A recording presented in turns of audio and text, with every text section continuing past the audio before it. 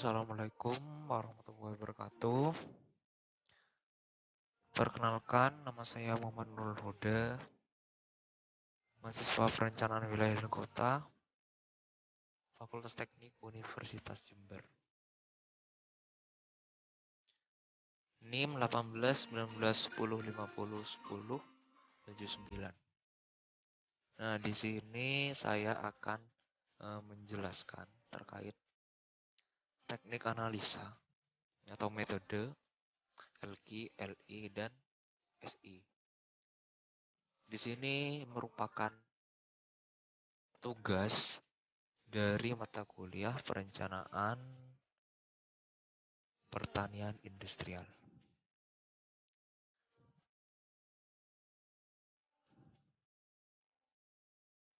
Berikut ini merupakan topik pembahasan. Yang pertama, analisis LQ. Yang kedua, analisis LI. Yang ketiga, analisis SI. Jadi saya menjelaskan satu persatu bagaimana maksud dari teknik tersebut dan bagaimana perhitungannya. Yang pertama memasuki analisis LQ, location quotient. Apa sih analisis LQ ini? Nah, analisis LQ merupakan sebuah metode, suatu analisis yang dapat digunakan untuk mengetahui sejauh mana tingkat spesialisasi suatu sektor-sektor ekonomi pada suatu wilayah atau sektor-sektor apa saja yang masuk dalam sektor unggulan dan sektor non unggulan di suatu wilayah. Nah, sektor unggulan ini juga disebut dengan sektor basis. Sedangkan non-unggulan disebut dengan sektor non-basis. Nah, berikut ini adalah rumus perhitungan LQ. Berikut adalah cara perhitungan analisis LQ. LQ sama dengan PI per PT dibagi PI per PT. Ya, lihat ini dengan keterangan nilai PDRB suatu sektor kabupaten dibagi nilai PDRB seluruh sektor kabupaten, kemudian dibagi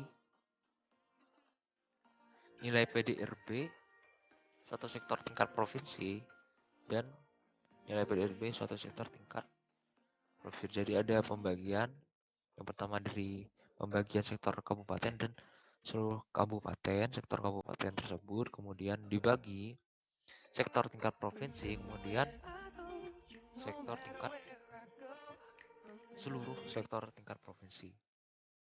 Nah, nanti dari perhitungan tersebut didapati nilai lebih dari 1 sama dengan 1 kurang dari 1. Udah.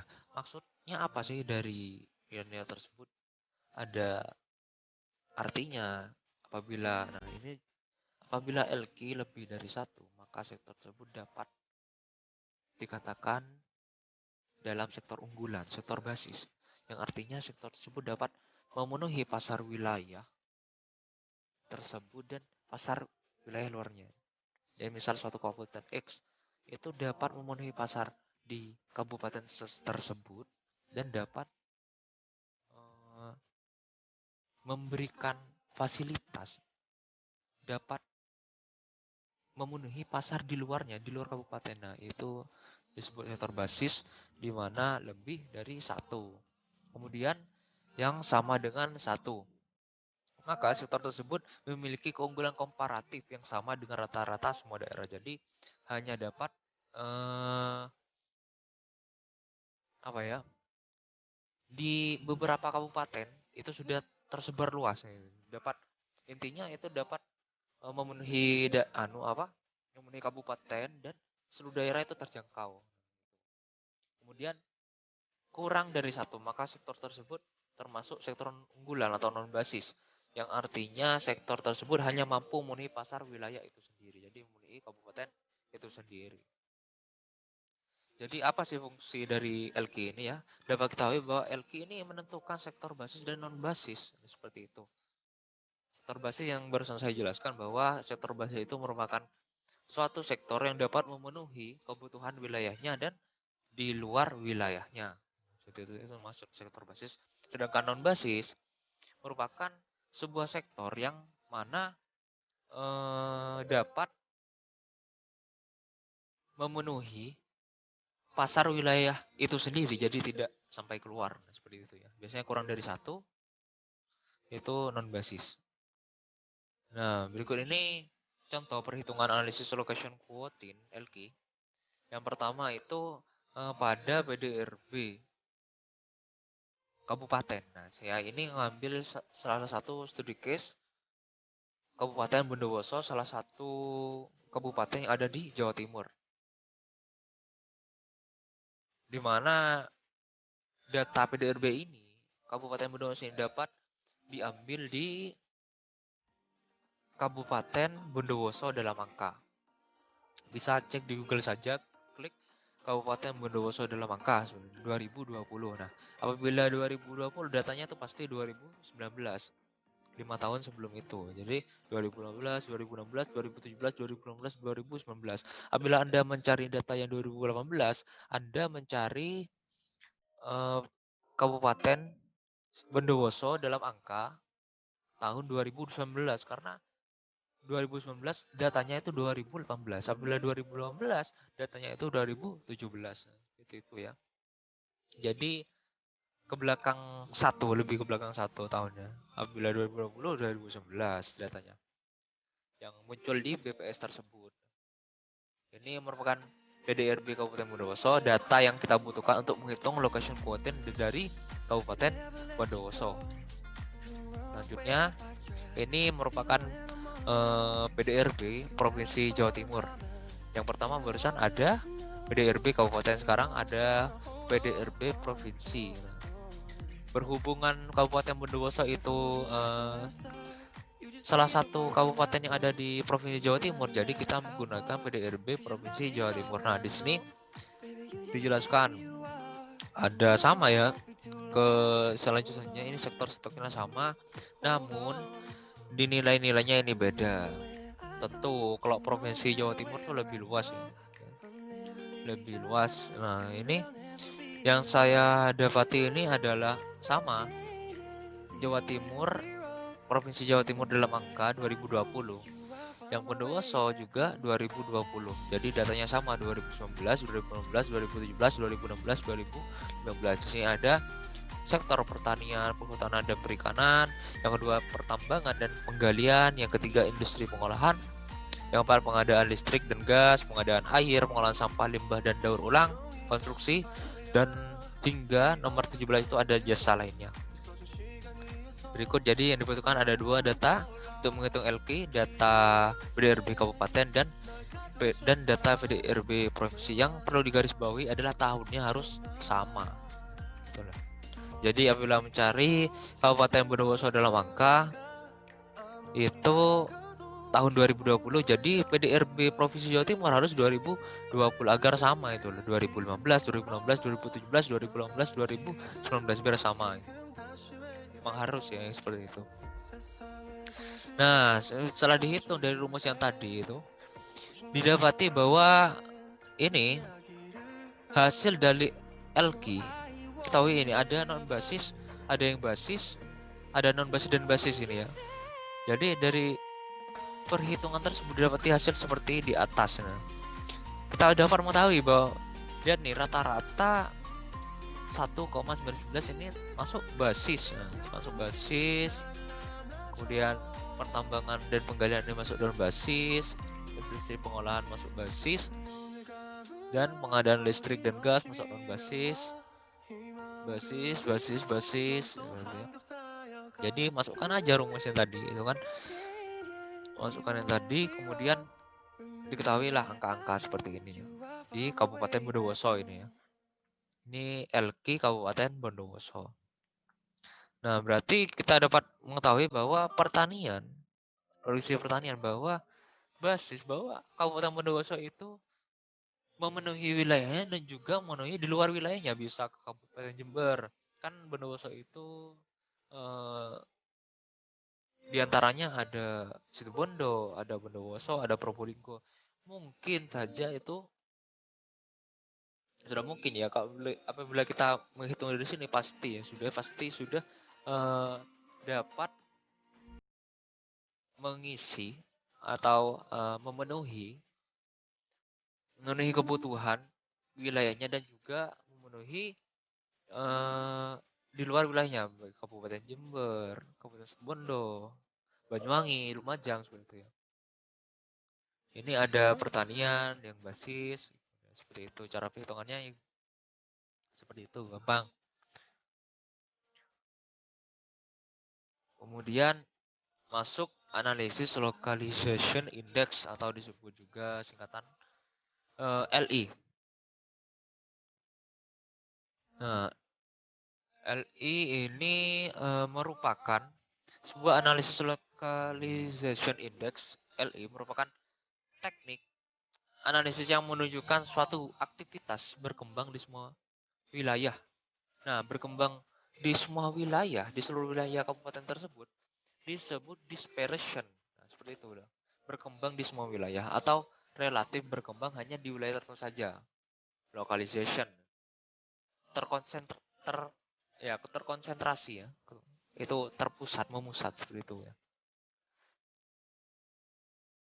Nah, ini merupakan rumus LI.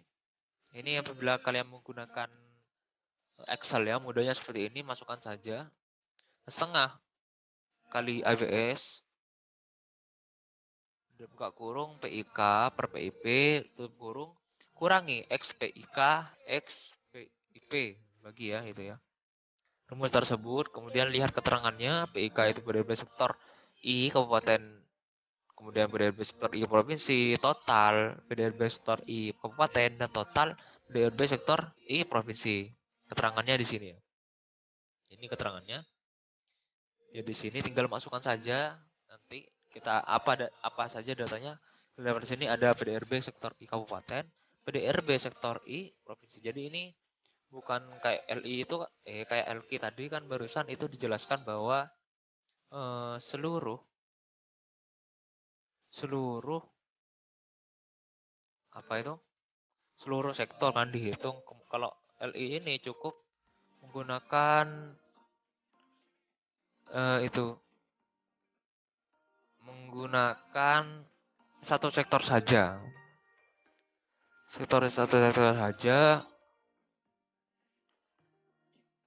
Kemudian dihitung saja ini dengan rumus tersebut. Nah, kemudian didapati hasil analisis memiliki, nah nih, jika hasil analisis memiliki nilai mendekati nol, maka artinya tingkat perkembangan kegiatan relatif di semua wilayah terdispersi. Artinya apa ya? Berkembang di seluruh wilayah terdispersi yang barusan saya jelaskan. Kemudian jika hasil analisis memiliki nilai mendekati satu, maka artinya aktivitas yang diamati berkembang secara memusat, terkonsentrasi. Nah, kemudian saya sudah hitung. Ini merupakan contoh perhitungan ya. Jadi data yang dibutuhkan itu kan kita harus mengidentifikasi satu sektor. Nah, seperti itu ya. Sektor. Misalnya saya Ini saya ambil produksi perkebunan di data BPS Kabupaten Bondowoso ya. Ini Serikat Bondowoso, ini kecamatan-kecamatan ada di Bondowoso, ada total 23 kecamatan, di mana saya ambil sektor perkebunan. Sektor perkebunan terdiri dari beberapa komoditas. Dihitung sudah. Bukan dihitung, namanya apa ya? Di data, itu dimasukkan di Excel. Kita menghitung dulu kelapa sawit berapa sih produksinya di sana, kelapa, karet, kopi, kakao, tebu, teh, dan tembakau. Nah, itu sudah didapati data seperti ini. Kemudian kita hitung saja LI ini ya. Kita hitung LI, dapati ini ya. Kita mendapati nilai total di sini. Lihat bahwa beberapa kecamatan ini mendekati nol, rata-rata mendekati nol ya. Kita lihat ada 0,4 0,58, 0,07, 0,03. Kecuali ini sumber beringin ini ya, bersumber beringin 2,03. Nah, berdasarkan kecamatan seluruh komoditas di kecamatan, bahwa kecamatan Beringin ini terkonversi berkembang musat nih. Ini hanya di sumber Beringin. Nah, apabila melihat dari komoditasnya mana sih yang memusat gitu loh. Ini kan berdasarkan seluruh, kalau yang ini yang 2,03 ini kan seluruh komoditas. Apabila berdasarkan komoditas yang lebih dari satu ini hanya kelapa, yang memusat itu kelapa dan kopi. Nah, seperti itu ya. Nah, ini bukan memusat, yang memusat ini hanya, maaf, yang memusat hanya kopi karena lebih dari satu ini ya. Ini 0,6 yang mendekati 0. Ini terdispersi, yang ini terkonversi berkembang membesar, berkembang menyeluruh, yang apabila yang barusan saya jelaskan kecamatan ya.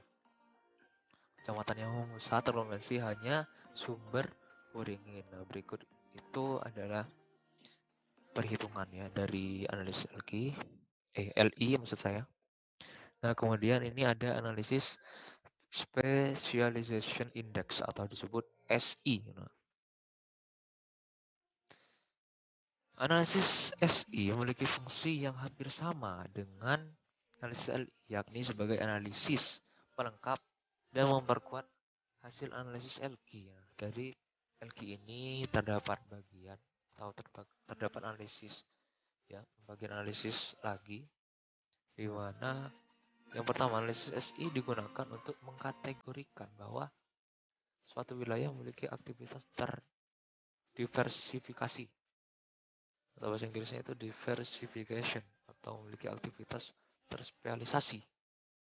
Specialization. Berikut ini adalah perhitungan SI. Ini maaf ya, ini tipu ini. Seharusnya SI ini. Dimana setengah kali ABS, PIK per XPIK. Nah, ini berikut adalah keterangannya ya. Keterangan apa sih dari rumus ini, keterangannya seperti ini. Nah, jika didapati sudah dihitung akan seperti ini ya. Jika mendekati 0, maka artinya di wilayah tersebut memiliki berbagai aktivitas. Diversifikasi, jika mendekati 1, maka artinya wilayah yang diamati memiliki aktivitas yang khas, memiliki kekhasan. Jadi gampangnya 0 ini tidak memiliki kekhasan, apabila mendekati 1 ini memiliki khas. Gitu ya. Gampangnya dari analisis SI. Nah, ini berikut adalah data ya, data yang sama yang digunakan di analisis LI, yaitu produksi perkebunan Kabupaten Bondowoso ya, yang sudah saya jelaskan sebelumnya. Nah, kemudian ini ada ini tuh sudah hasil dari perhitungan analisis SI berdasarkan data yang sebelumnya tadi. Jadi dapati bahwa berdasarkan kecamatan, kita lihat kecamatan ya, bersama kecamatan ini. Nah, yang memiliki kekhasan itu rata-rata tidak ada ya ini. Dari 23 kecamatan ini rata-rata tidak memiliki kekhasan. Tidak ada yang memiliki kekhasan. Sedangkan menurut komoditas, mana sih komoditas yang memiliki khas? Ini kan perhitungan di seluruh wilayah. Jadikan satu berdasarkan komoditas ini ya, komoditas. Jenis komoditas berdasarkan kabupaten. Saya kecamatan. Nah, didapati bahwa yang mendekati satu ini ya, atau lebih dari satu ya, lebih tepatnya lebih dari satu, ada kelapa dan kopi. Nah, di sini jadi jenis komoditas memiliki kekhasan itu ada kelapa dan kopi. Nah, seperti itu ya perhitungan dari analisis SI. Nah, terima kasih. Mungkin itu saja pemaparan dari saya ya. Terkait metode atau analisis LQ, SI, dan LI.